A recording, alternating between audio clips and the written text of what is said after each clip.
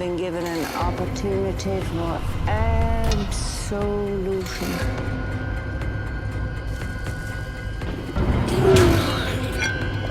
So we may be judged in his image. In one way, I love the genre because it gives you so much freedom in a way to do whatever you want to do.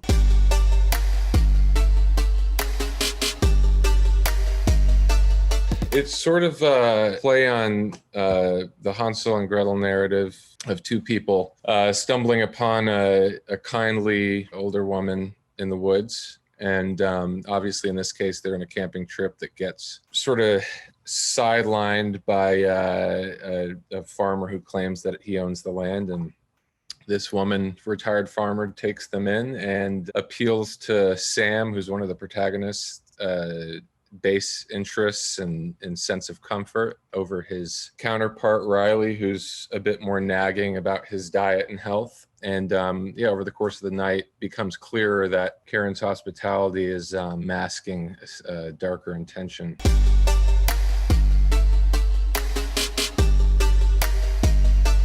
I had been, and still sort of am, or still am, developing a script for an adaptation of a feature adaptation of a George Saunders short story called The 400-Pound CEO. And I was sort of frustrated with how long it was taking to get off the ground and get greenlit, essentially by the author, by George. And Dan texted me, my DP and one of the co-producers, and said, "Do you want to make a horror film next month?" And we talked about this a number of times, and we'd made shorts together in the past. And I immediately said, yes, let's do it. Let's scrape together a few $1,000 and have our friends act in it, and just and pay crew with meals, free meals. And then that sort of developed into something a bit bigger and a bit higher scale. And it sort of started as he sent me an outline for a couple on a camping trip. And I coaxed out of it a concept I'd been thinking about a lot, which was food obsession and body image. And I'd also just been sent an article about the fungus sortico, which is featured in the film prominently, is based on a fungus called ergot that's found in rye in certain parts of the country and in certain parts of the world. And I had been sent an article about the 1951. This is actually a French village. I might be mispronouncing it. I think it's Pont Saint-Esprit, and it's a mass poisoning where a number of villagers, hundreds of villagers, became very ill and were committed to asylums and developed gangrene. And I sort of fictionalized it to some degree so that I would have a bit more room to work with the symptoms and not have someone trying to fact check the diagnosis. And so over the course of those 9 months developing that story and casting, we landed at a first day of shooting in September of 2018.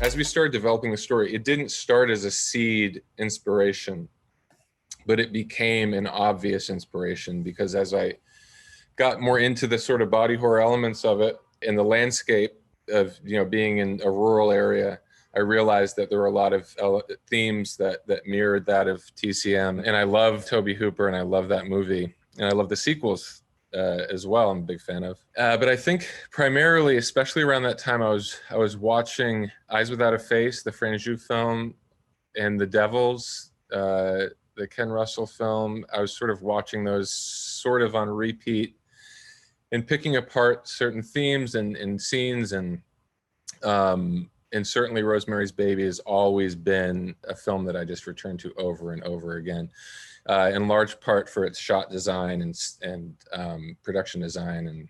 And then Tarkovsky's films, The Sacrifice and Stalker, are big influences. Also in terms of color and landscape, and sort of bringing out the wildlife and that sense of sort of decay and rust that's inside of the house.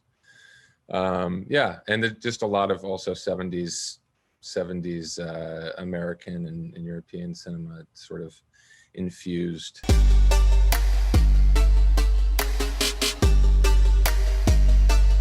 It's funny, yeah, it's something, I mean, I don't think I was aware of that term until about maybe less than 2 years ago.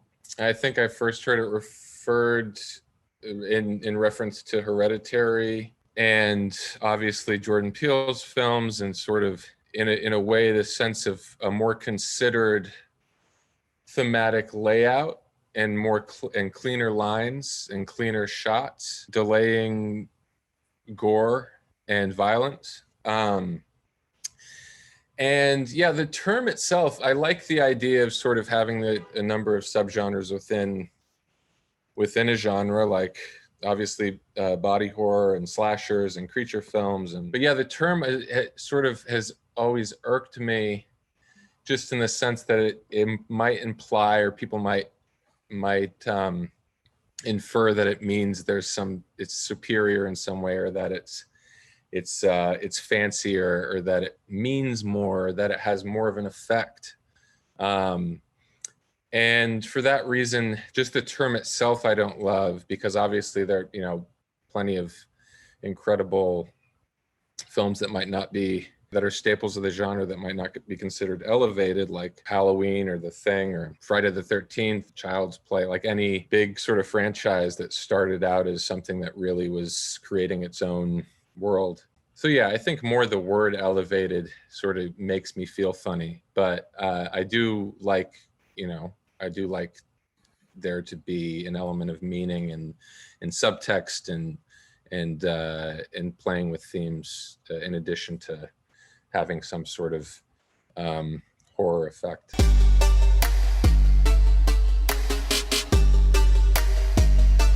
One or two days of shooting, he was on set and he came and he sort of listened to the area, and we were shooting on these rural towns in Massachusetts, and he sort of absorbed all the various sounds, the crickets, the cicadas, the sort of night sounds, the rustling of the grass, the barn sounds, and we wound up working really well together, and he just sort of knows how to make sounds that don't necessarily exist, and he uses his body.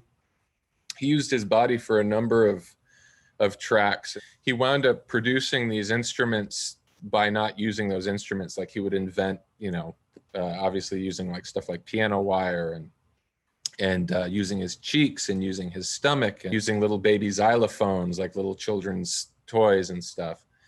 And essentially we went from this sort of having that melody, that opening melody when they're driving down the road, into using a lot more percussion and sort of being inventive in the way that we make something that sounds a little bit like it's of the earth, using sounds of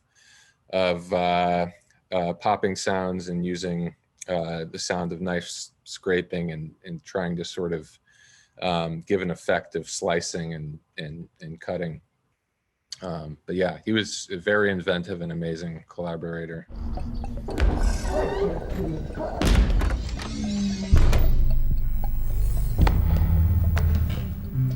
Sam? You like cardamom? Merci, Shadowz.